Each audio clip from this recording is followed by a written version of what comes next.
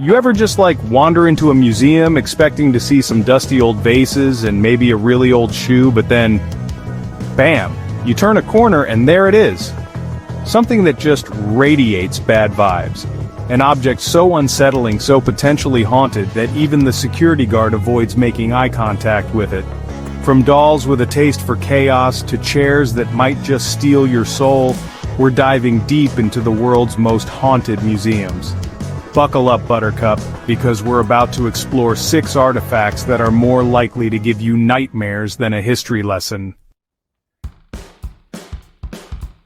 Our first stop takes us all the way back to good old 1702, to a charming little pub in England.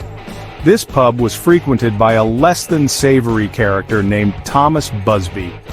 One fateful night, after a few too many pints and an argument with my father-in-law, I ended up, how do I put this delicately, retiring him permanently. Facing the hangman's noose, Tommy decided to leave his mark on the world.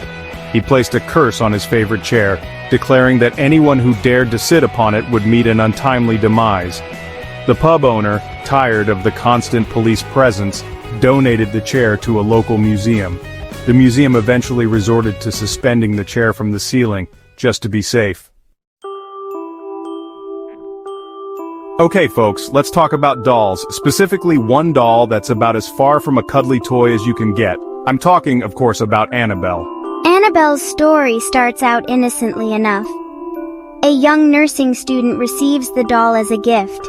But things take a turn for the creepy quickly. The doll starts moving on its own, leaving cryptic messages and generally freaking everyone out. Enter Ed and Lorraine Warren, the paranormal investigators who would later inspire the Conjuring movies. They quickly realized this wasn't your average haunted house situation. According to the Warrens, Annabelle wasn't just haunted. She was possessed by a malevolent entity that was using the doll as a conduit to our world. Okay, let's take a break from creepy dolls and haunted chairs and dive headfirst into the world of Jewish folklore, shall we? Get ready for the Dybbuk Box. Imagine, if you will, an antique wine cabinet. Sounds harmless enough, right? Wrong. This isn't your average piece of furniture. This box, according to legend, is home to a Dybbuk, a restless spirit that can possess the living. The story goes that the box was owned by a Holocaust survivor who used it to trap the malevolent spirit during a seance. After the war, the box bounced from owner to owner, each one experiencing a string of horrific events. Finally, the box ended up in the hands of a museum curator who, bless his heart, decided to open it. Big mistake.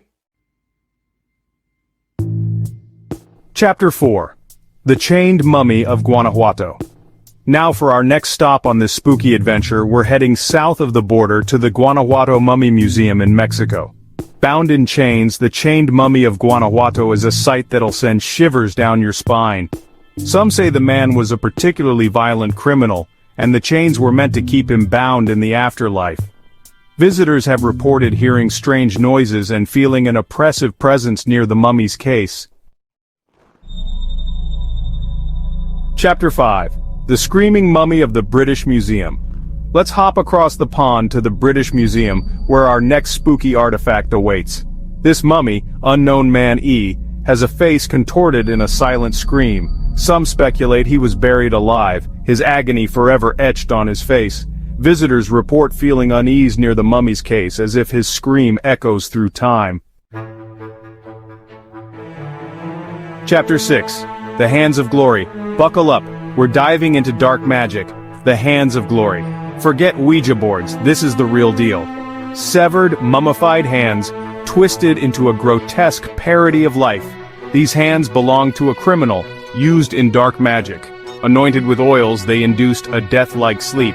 Thieves used them to work undetected. Now they're locked away in a museum.